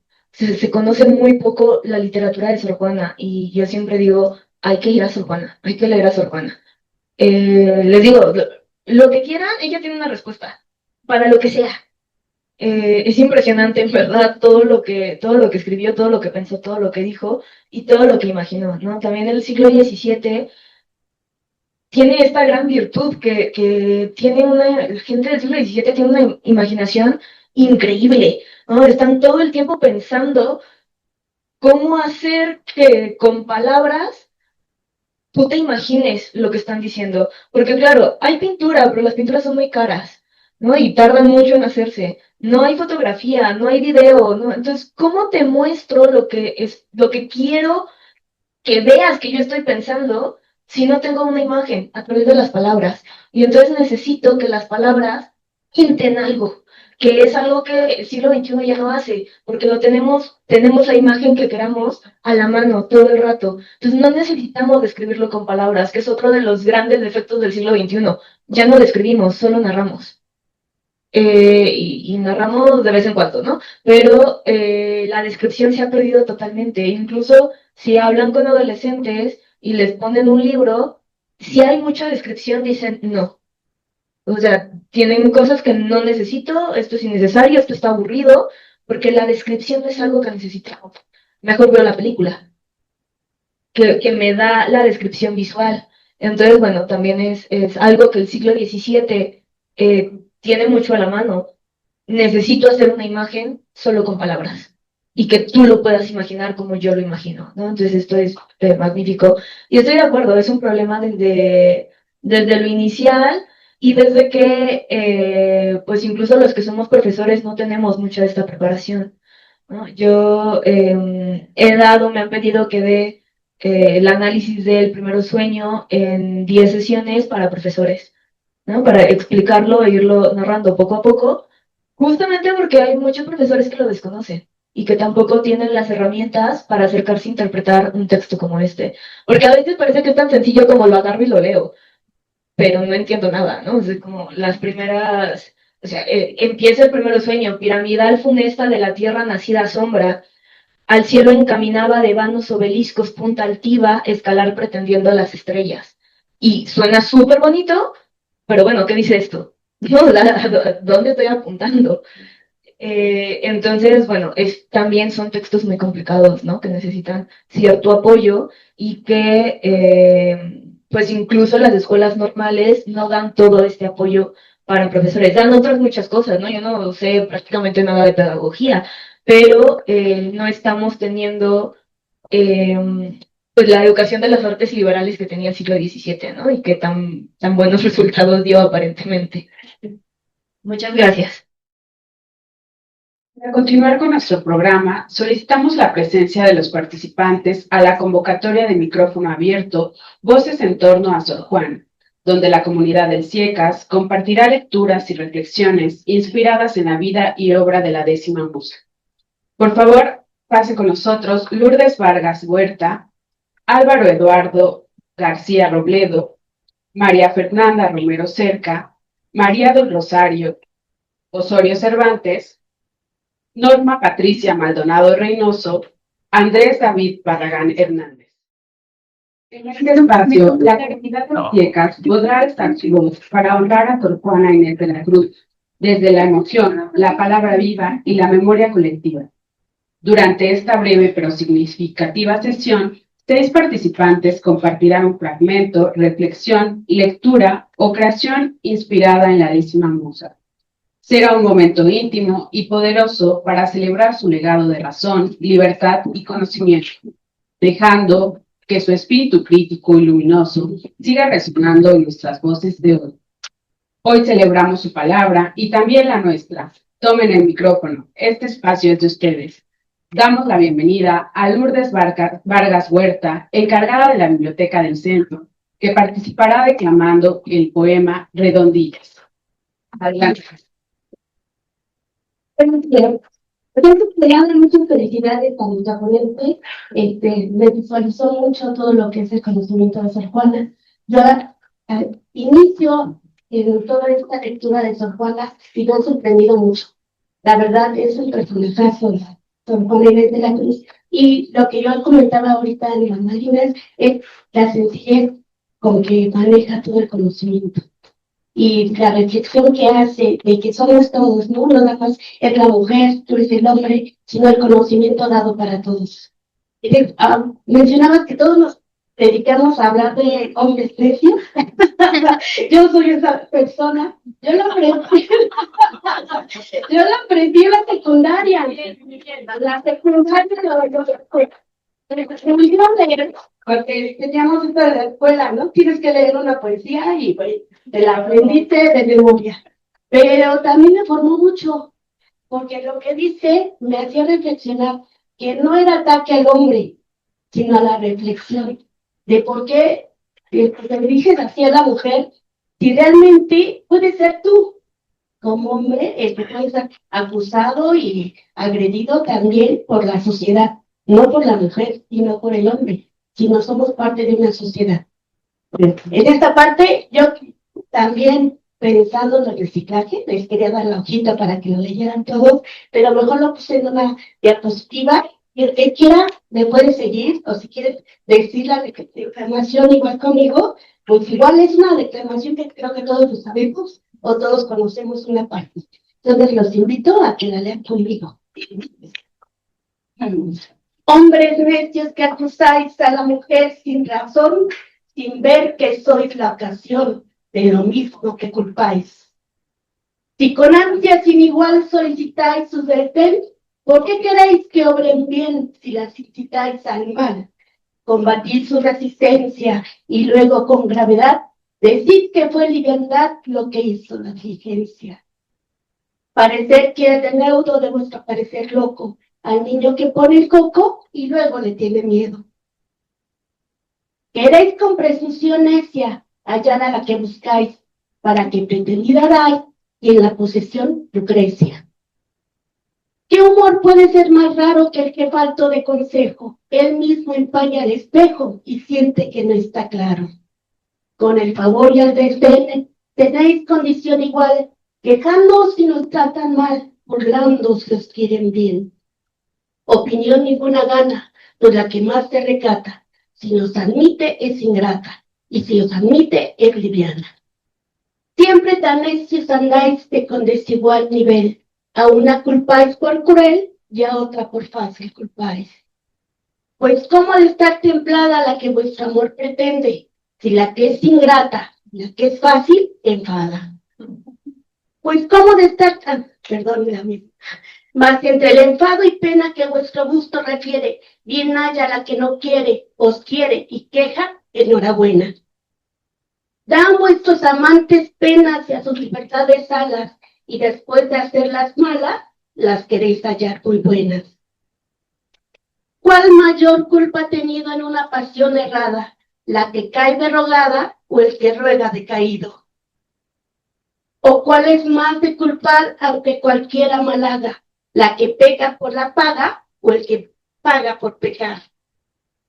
Pues para que os espantáis de la culpa que tenéis, quererla cual las hacéis o hacerlas cual las buscáis. Dejad de solicitar y después con más razón acusaráis la afición de la que os fuere a rogar. Bien, con muchas armas fundó la que lidia vuestra arrogancia, pues en promesa e instancia juntáis diablo, carne y mundo. Muchas gracias por esta participación. A continuación, el estudiante de séptimo semestre del doctorado en Innovación en Ambientes Locales, Álvaro Eduardo García Robledo, con la lectura del poema A la Esperanza. ¿Qué tal? Gracias. También sumarme a las felicitaciones y el agradecimiento. Digamos que, como lo mencionas, pues muchas veces escuchamos a Sor Juana aquí, Sor Juana acá, ¿no? Pero realmente, digamos, pocos son los que se meten y estudian y desagregan toda la contribución de Sor Juana, ¿no? A grandes rasgos yo diría que Sor Juana es, digamos, una pionera, ¿no? Un referente. Obviamente para las mujeres y obviamente para el conocimiento, el desarrollo de la ciencia y yo diría, digamos, desde esta perspectiva integral, multidisciplinaria, transdisciplinaria, ¿no? Es decir, tú puedes hablar de física, puedes hablar de química, ya nos decías, ¿no? Ella se metía a cocinar y bueno, estaba hablando de química, ¿no? Entonces yo diría que ese es el gran punto de referente que es Sor Juana, ¿no? Es decir, un punto de quiebre respecto de las contribuciones, ¿no? Y bueno, me permito hacer la lectura Dice, a la esperanza. Verde embeleso de la vida humana, loca esperanza, frenesí dorado, sueño de los despiertos intrincado, como de sueños de tesoros vana, alma del mundo, senectud lozana, decrépito verdor imaginado, el hoy de los dichosos esperado, y de los desdichados el mañana. Sigan tu sombra en busca de tu día. Los que con verdes vidrios por antojos los ven pintados a su deseo. Que yo, más que cuerda con la fortuna mía, tengo en entrambas manos, ambos ojos y solamente lo que toco veo. Gracias. Muchas gracias por esta participación. Ahora toca el turno a la estudiante de primer semestre de la maestría en Ciencias en Metodología de la Ciencia, María Fernanda Romero Cerca, con una recopilación sobre sus atribuciones a la ciencia titulado Sor Juana y la Ciencia, una breve historia sobre su relación con la ciencia. Adelante, por favor. Muchas gracias por la atención. La verdad, yo también voy a tocar unas cosas que te habías comentado. Como breve, porque estoy un poco nerviosa. Bueno, como título, Sor Juana y la Ciencia, una breve historia sobre su relación con la ciencia. No podemos hablar de Sor Juana Inés de la Cruz sin mencionar que fue la gran representante de la poesía del barroco hispanoamericano, dentro y fuera de la Nueva España, pero poco se habla de su faceta como científica, siendo ella tan culta, metódica y fascinada por descubrir el mundo que la rodeaba. En respuesta a Sor Filotea de la Cruz, la carta escrita en 1691 se ha convertido en un documento clave para entender el pensamiento de Sor Juana y su defensa en la libertad intelectual femenina, en frases como yo no estudio por saber más, sino por ignorar menos. Nos demuestran las ganas por querer observar, medir, comparar y analizar su entorno. Aprendiendo a leer a los 3 años, desde su infancia demostró una inteligencia fuera de serie. Su osadía más valiente fue querer entrar a la universidad disfrazada de hombre, siendo impensable para cualquier mujer de la época. Y aunque no lo logró, claro que dejó una inspiración para cualquier niña y explorar su determinación por el aprendizaje. Al final, su única forma de desarrollarse fue a través del convento, donde el inventario de su biblioteca se registra por más de 4.000 libros, muchos de ellos en matemáticas, astronomía, música, filosofía y física aristotélica, así como sus instrumentos como el astrolabios, los compases y las reglas de cálculo. En su celda, Sor Juana estudiaba la armonía musical como una ciencia basada en proporciones numéricas, analizaba eclipses y fenómenos celestes con ayuda de modelos astronómicos y leía tratados de óptica y geometría. Octavio Paz, en Las trompas de la fe, explica que Sor Juana no separaba la poesía de la ciencia. Para ella, ambas disciplinas intentaban descifrar la misma realidad, una mediante la razón y otra mediante la belleza.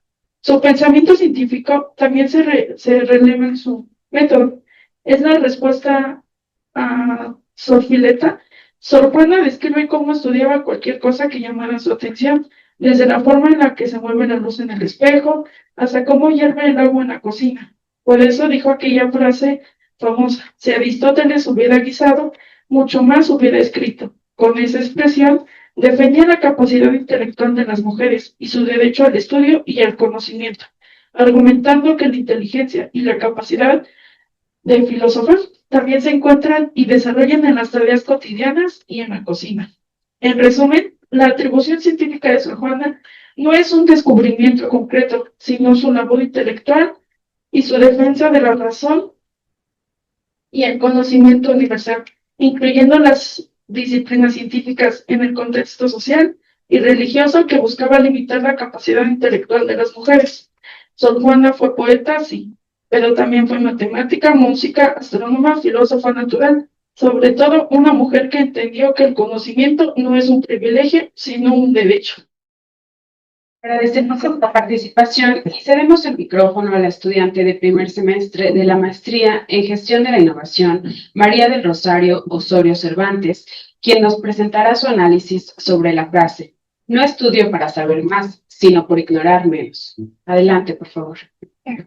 Buenas tardes a todos. Me sumo a las felicitaciones a la ponente y también agradezco a todas las personas que contribuyeron en realizar pues el evento. Es muy interesante y también gratificante pues como mujer saber que gracias a Sor Juana Inés de la Cruz pues actualmente podemos acceder a ese conocimiento sin las limitantes por las que ella se atravesó.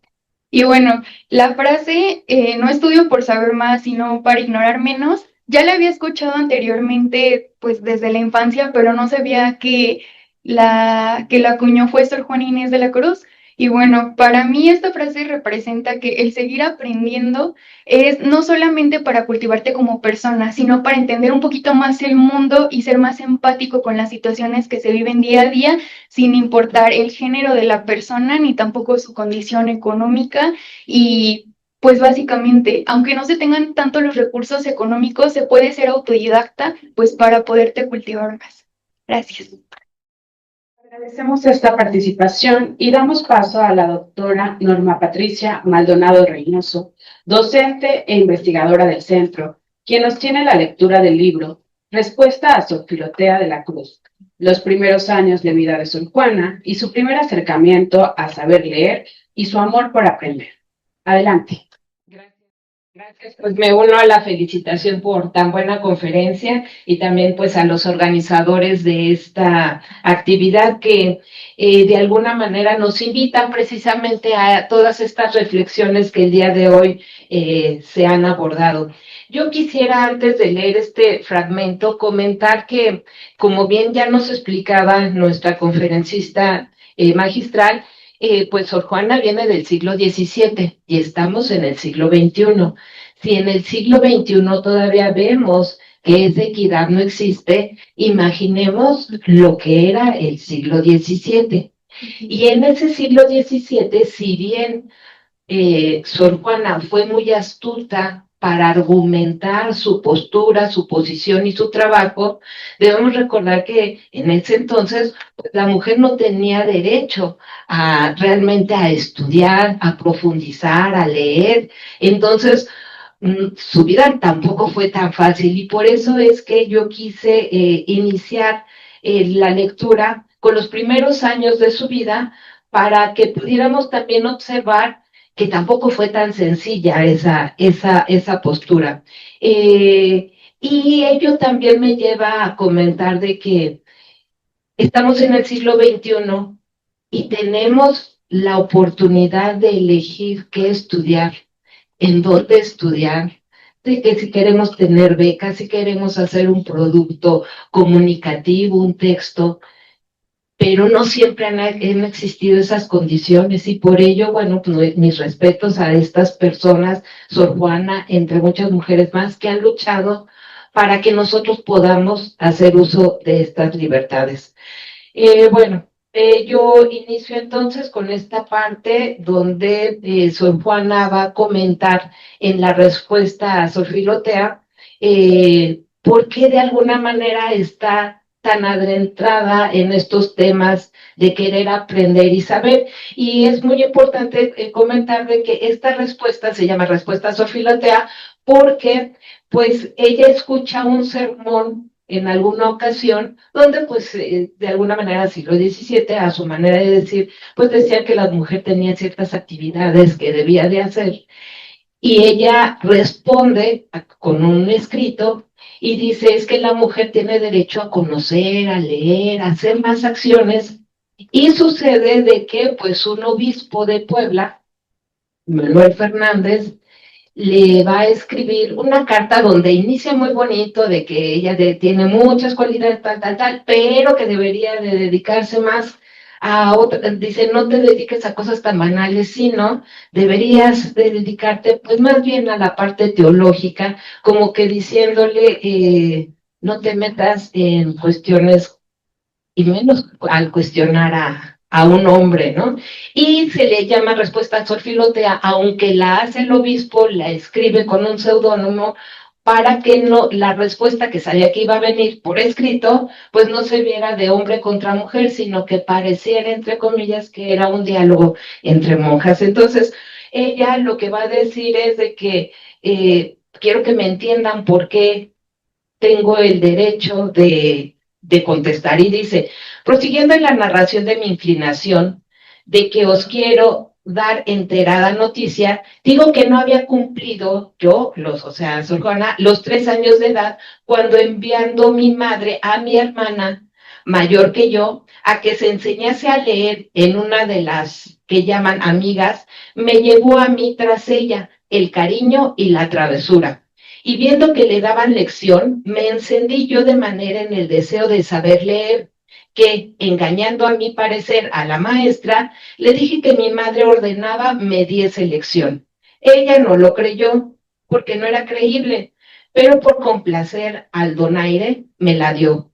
Proseguí yo en ir y ella prosiguió en enseñarme, ya no de burlas, porque la desengañó la experiencia, y supe leer en tan breve tiempo que ya sabía cuando lo supo mi madre, a quien la maestra lo ocultó para darle el gusto por entero y recibir el galardón por junto.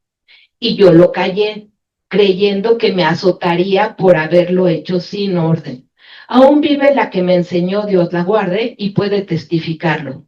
Acuérdome que en esos tiempos, siendo mi golosina la que es ordinaria en aquella edad, me abstenía de comer queso, porque oí decir que hacía rudos, se entiende como hacía problemas en el entendimiento, y podía conmigo más el deseo de saber que el de comer, siendo tan poderoso en los niños.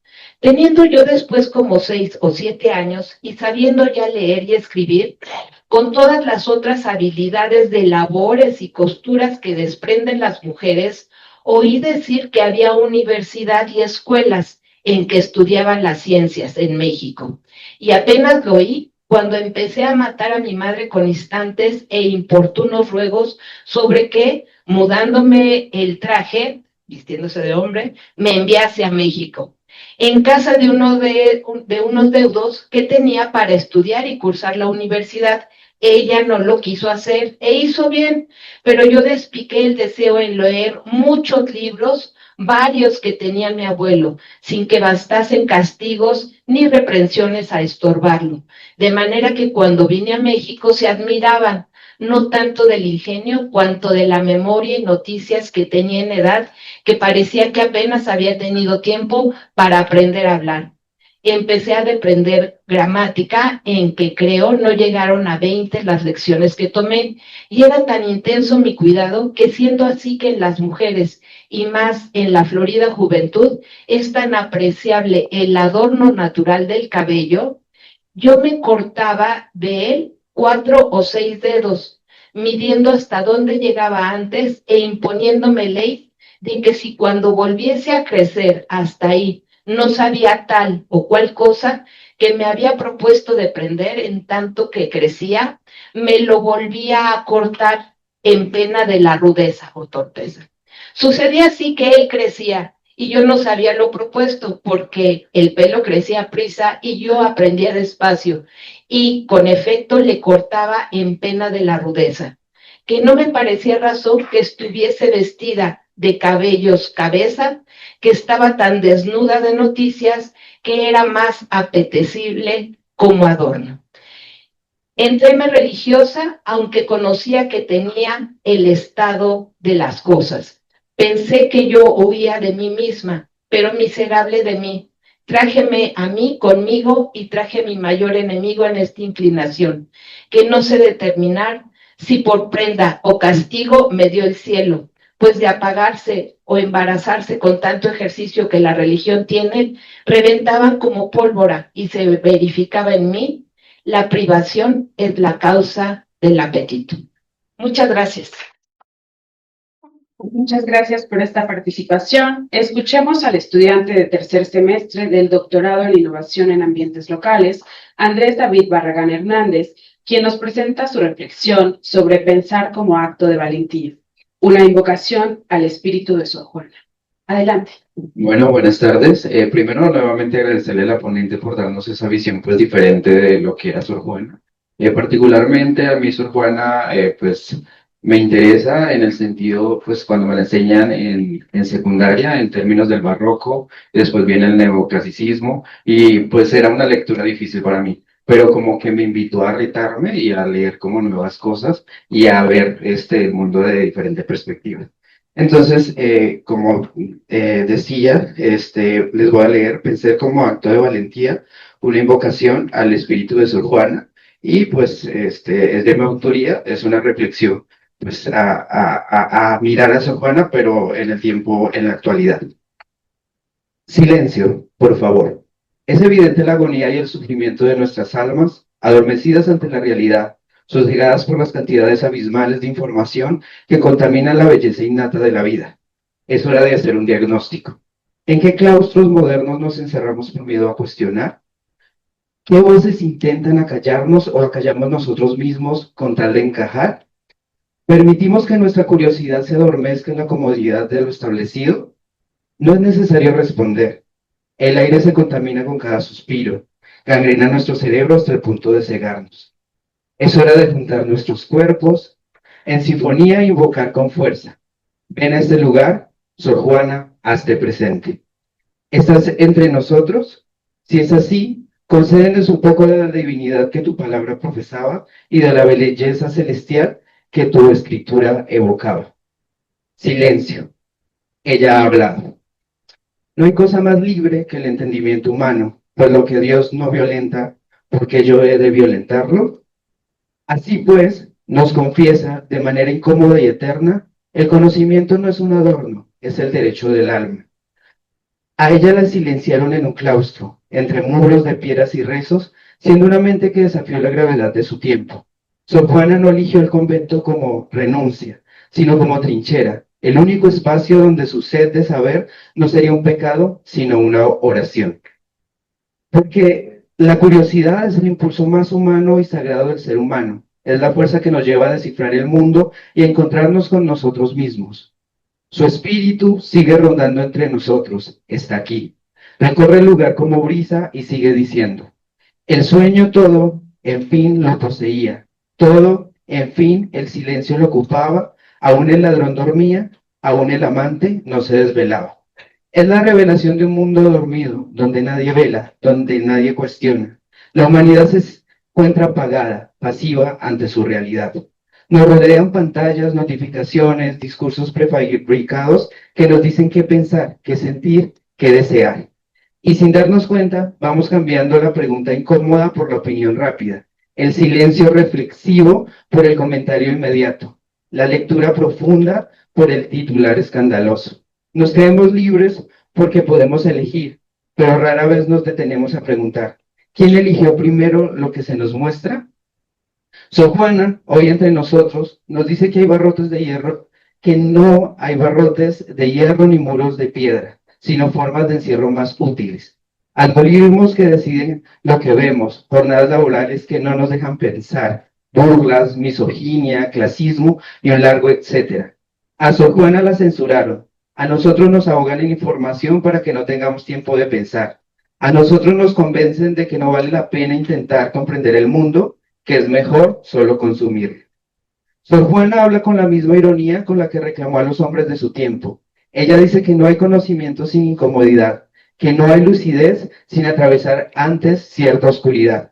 Ella recuerda que en fingir ignorancia por conveniencia es igual de grave que en fingir felicidad para aparentar que todo está bien. Tal vez no la puedan escuchar, pero en su manifestación tenue nos invita a estudiar con profundidad en tiempos de superficialidad como acto de rebeldía. No está permitido que el miedo, la censura o la indiferencia conviertan nuestro pensamiento en un eco vacío. Es nuestro deber luchar por la libertad del pensamiento humano. Lee un libro entero, no solo fragmentos. Escucha de verdad a alguien que piensa distinto sin buscar inmediatamente cómo debatirlo. Reconozcamos que nuestra mente se ha contaminado y que necesitamos ventilarla con nuevos vientos, nuevos autores, nuevas experiencias. Es hora de resignificar nuestro claustro, no como un lugar de encierro, sino como un espacio de nuestro interior para recogernos a pensar. Ese claustro puede ser un escritorio, una banca en el parque, una sala silenciosa, una madrugada de estudio. Lo importante aquí no es el espacio, es que nadie nos arrebate el derecho a preguntarnos quiénes somos, qué creemos, qué mundo estamos ayudando a construir o destruir con nuestras decisiones diarias. Sor Juana, al fin y al cabo, fue una mujer que se atrevió a habitar ese claustro de otro modo. Un lugar de morir de tedio lo convirtió en laboratorio, biblioteca, observatorio del alma humana. Nos enseñó que incluso en los espacios más estrechos se puede pensar en grande, si la mente no renuncia a su vuelo. Ahora se despide. Tal vez al final la verdadera oración que Sor Juana nos dejaría hoy no sería un rezo aprendido, sino una invitación. ¿En qué perseguirme, mundo, que interesas? ¿En qué te ofendo cuando solo intento poner bellezas en mi entendimiento y no entendimiento en las bellezas? Una declaración de: no voy a vivir con la mente apagada ni entregada a lo superficial, elijo despertar mi entendimiento.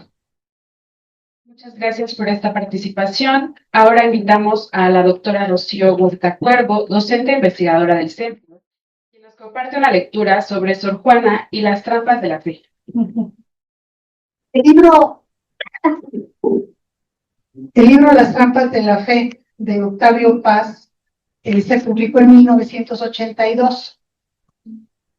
Le encomendaron en un primer momento a Octavio Paz hacer un ensayo sobre Sor Juana, y bueno, de ese ensayo surgió todo su trabajo para construir este libro. La admiraba profundamente, y bueno, ahí está el texto, ¿no? La primera parte, lo que él trata de explicar es cómo la Nueva España no era un retrato de España, no era tampoco lo que habían sido esos territorios decenas de años atrás, sino ya era algo nuevo, diferente. Estemos hablando del siglo XVI, imaginémonos. Sor Juana fue muy bendecida, fue muy afortunada. Toda su inteligencia, toda su creatividad prosperó en su época. Sus libros se llevaron a España y con autorización de la Casa Real fueron publicados. El que una mujer haya logrado eso en aquella época, pues nos habla del tamaño de Sor Juana. Yo solamente voy a leer una pequeña parte de este texto, porque ya creo que ustedes los recorté y los puse aquí en mi teléfono. Dice: las colonias, hoy se llama colonia a todo territorio dependiente, semidependiente o incluso sometido a la influencia de una gran potencia. El término se ha convertido en un proyectil. Con los proyectiles se puede descalabrar a los adversarios, no comprender una situación histórica.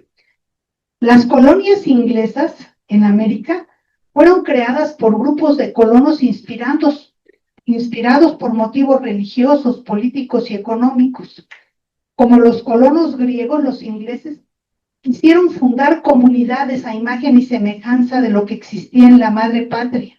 A diferencia de los griegos, muchos de esos colonos eran disidentes religiosos, y en ese sentido no solo tenían una utopía, también tenían la influencia de la religión. En la forma, querían construir una democracia en los Estados Unidos. En lo social, fue en su origen el pacto religioso entre los españoles. Entre los españoles aparecen también los motivos religiosos, pero a diferencia de los ingleses, estos fundaron comunidades para encajar una ortodoxia. Los españoles las establecieron para defender las ortodoxias, a diferencia, y está haciendo una descripción de por qué fue diferente la forma en cómo se desarrollaron estas dos sociedades. En un caso, el principio fundador fue la libertad religiosa, en el otro, la conversión de los nativos sometidos a una ortodoxia y a una iglesia. Las ideas de evangelización aparecen entre los colonos ingleses y holandeses. La libertad religiosa no figuró, en este caso, en estas tierras, entre los que motivaron a los colonizadores españoles y portugueses. La conquista fue por cuenta y riesgo de los conquistadores, así que en ese sentido, de ese modo, fue una empresa privada. Al mismo tiempo, la corona española fue una empresa imperial. La cruz, la espada y la corona, fusión de lo militar, lo religioso y lo político. Esas palabras definieron lo que fue la expansión hispánica, la conquista y la evangelización. Son palabras imperiales y asimismo palabras medievales. La conquista de América por los españoles y los portugueses no se parece a la colonización entonces griega o inglesa, sino a las cruzadas cristianas y a la guerra santa de los musulmanes. Incluso la sed de oro de los conquistadores corresponde a las ideas de botín y pillaje, de los guerreros musulmanes y cristianos. El reino de la Nueva España carecía de autonomía, pero el principio que regía a su existencia no era el que define a una colonia, ni en el sentido tradicional de la palabra, ni en el de los siglos XIX y XX. Nueva España era otro de los reinos sometidos a la corona, en teoría igual a los reinos de Castilla, Aragón, Navarra y León. En el siglo, en ese sentido, en esa realidad en la que creció y en la que se desarrolló Sor Juana. Los conventos eran un espacio para liberar en muchas ocasiones, especialmente a las mujeres, de la condición en la que vivían. Y en ese sentido, pues, Sor Juana lo aprovechó al máximo. Entonces, Nueva España no se parece ni a México precolombino ni a la actual. Sus relaciones, ¿fue realmente una colonia?, se pregunta Octavio Paz.